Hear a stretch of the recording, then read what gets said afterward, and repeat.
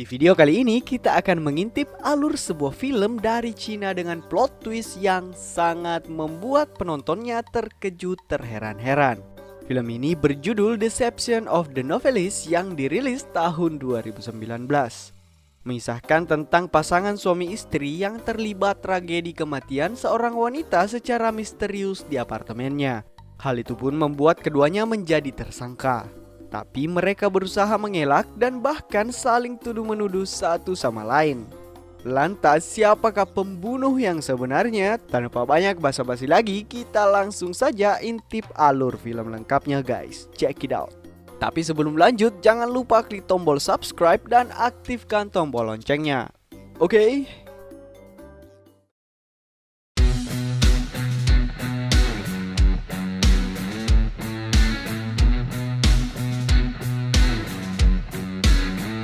Film dibuka dengan seorang pria bernama Jai yang merupakan seorang penulis novel. Karyanya sangat digemari banyak orang karena berisi kisah cintanya yang sangat-sangat romantis bersama sang istri. Mereka pun dianggap sebagai pasangan yang sempurna dan menjadi inspirasi pasangan-pasangan muda. Akan tetapi hubungan mereka sebenarnya tidak seromantis yang Jai tulis pada novelnya. Istrinya bernama Kiki terkadang membuat Jai sangat kesal karena sifatnya yang pemalas dan tukang suruh-suruh. Bahkan untuk urusan pekerjaan rumah dan menjemput anak, Jai lah yang harus mengerjakannya. Tentu Jai hanya bisa memendam kekesalannya itu karena tak ingin cekcok dengan sang istri. Ia hanya bisa sabar dan pasrah demi menjaga citra hubungan mereka yang sempurna di mata para penggemarnya. Lanjut, selain pekerjaannya sebagai penulis, Jai juga mempunyai bisnis apartemen yang ia warisi dari orang tuanya. Kebetulan Jai juga tinggal di apartemen tersebut. Suatu hari, seorang wanita bernama Elaine datang dan ingin menyewa salah satu kamar di apartemennya. Setelah melihat-lihat, Elaine pergi dan tak sengaja meninggalkan tas belanjanya yang berisi pakaian dalam. Jai pun membawa barang itu pulang dan mulai berfantasi liar tentang Elaine. Tiba-tiba Elaine menelpon Jai dan meminta diskon biaya sewa apartemennya. Karena baik hati, Jai pun sepakat dan meminta Elaine untuk segera menandatangani kontrak. Singkat cerita, Elaine akhirnya tinggal di apartemen tersebut dan menjadi obat cuci mata untuk Jai. Suatu malam, Elaine mentransfer pembayaran yang hanya setengah dari harga sewa.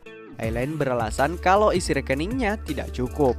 Lantas ia meminta Jai datang ke kamarnya untuk mengambil langsung sisanya secara tunai. Demi serabi lempit, maksudnya demi uang sewa, Jai pun bergegas ke kamar Elaine dan berbohong pada istrinya.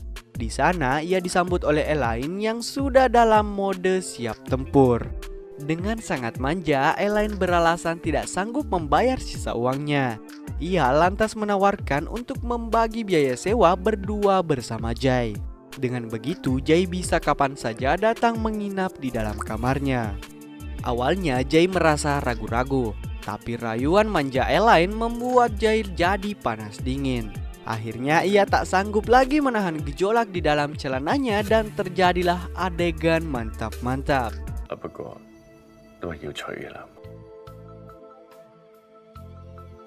Kemudian hari-hari berikutnya Jai pun selalu berbohong pada istrinya untuk keluar berolahraga ke tempat gym.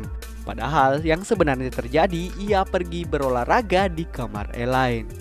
Sampai suatu ketika Elaine kembali berulah dan ingin minta sewa gratis apartemen pada bulan itu. Ia berjanji akan membayar semuanya pada bulan depan. Meski sama-sama enak, tentunya Jai menolak karena sudah terlalu banyak memberi diskon pada Elaine. Tapi untuk meyakinkan Jai, Elaine menulis surat pernyataan kalau Jai bisa melakukan apapun pada dirinya sesuka hati dan tetap akan membayar sewa setiap bulan. Seketika Jai pun luluh dan siap menerima bayaran sewa kapanpun Elaine bisa. Mereka pun melanjutkan permainan dan tanpa Jai sadari surat pernyataan yang ditulis oleh Elaine terjatuh ke bawah ranjang. Lanjut, Kiki mulai merasa curiga kepada kelakuan Jai yang sering pulang terlambat. Bahkan hari itu ia baru ada di rumah saat pagi hari. Sejak saat itu, Kiki pun akhirnya selalu ikut setiap kali Jai ingin pergi ke tempat gym.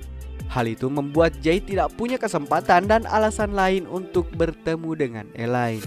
Selama berhari-hari, ia pun hanya bisa memanfaatkan waktu membuang sampah untuk sekedar beradu bibir singkat dengan Elaine.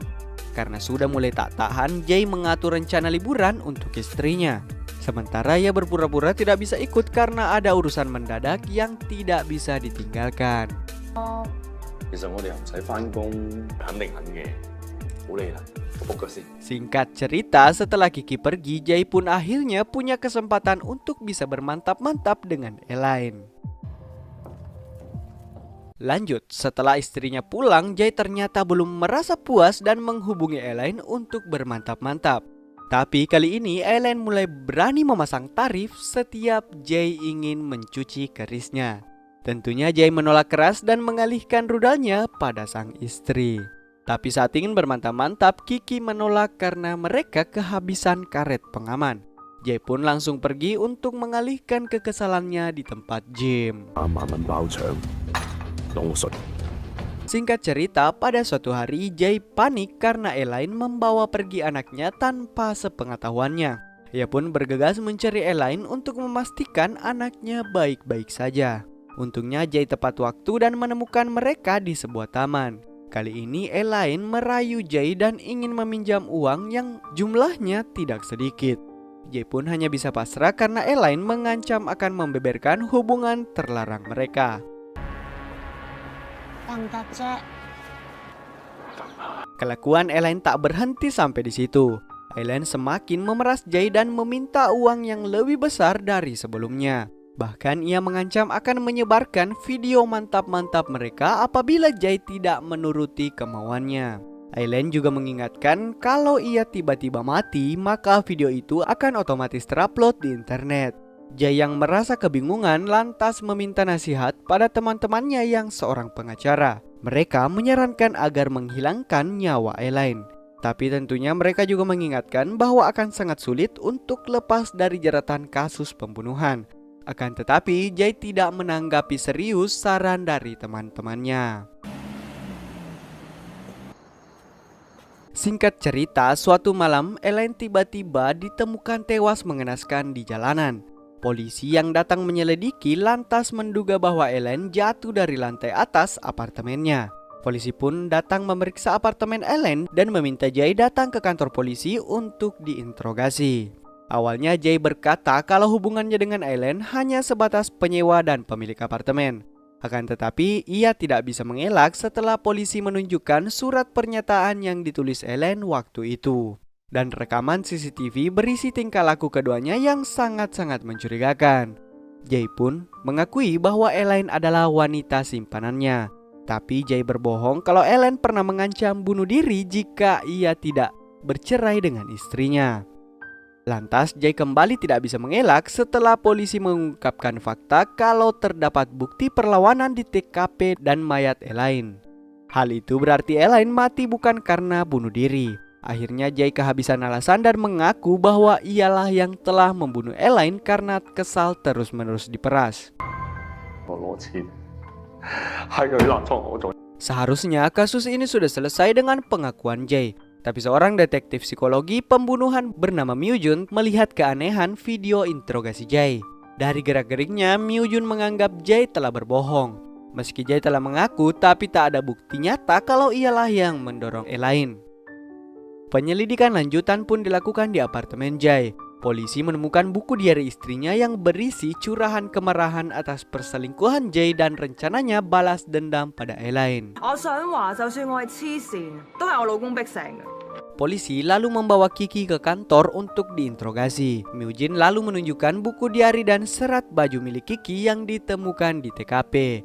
Myo Jun juga menambahkan bahwa Jae tidak ada di TKP saat kejadian berlangsung. Semua bukti dan fakta tersebut mengarah pada Kiki. Bahkan setelah diselidiki, ternyata Kiki mempunyai riwayat penyakit mental dan sering lepas kontrol. Myo Jin pun menyimpulkan bahwa Kiki lah yang telah membunuh Elaine karena menggila setelah ia tahu perselingkuhan suaminya. Tapi Kiki menolak semua tuduhan tersebut dan menganggap dirinya telah dijebak. Polisi pun kebingungan dan memilih membebaskan keduanya. Tapi tentu saja tetap dalam pengawasan.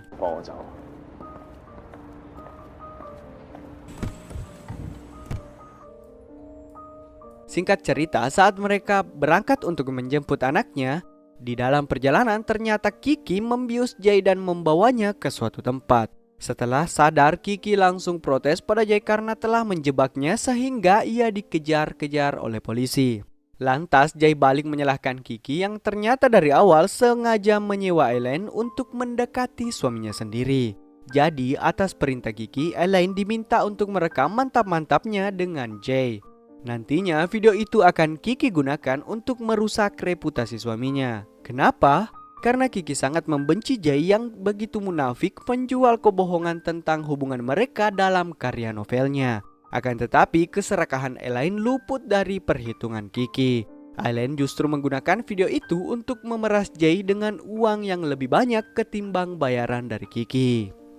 Lanjut, Kiki pun melampiaskan kemarahannya dengan menampar Jay berkali-kali. Kemudian Jay melawan dan berhasil melepaskan diri. Akan tetapi dengan kondisinya yang terluka, Jay kembali ditangkap kemudian diikat pada alat pemotong kayu.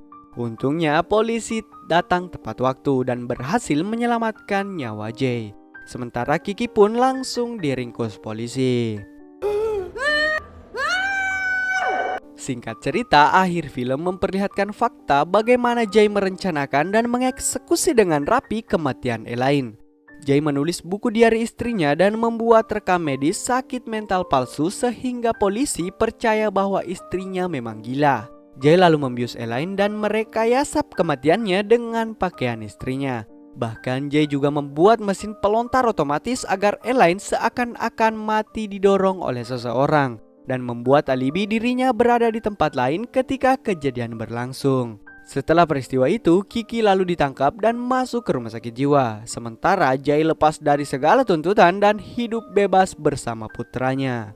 Dan film pun selesai.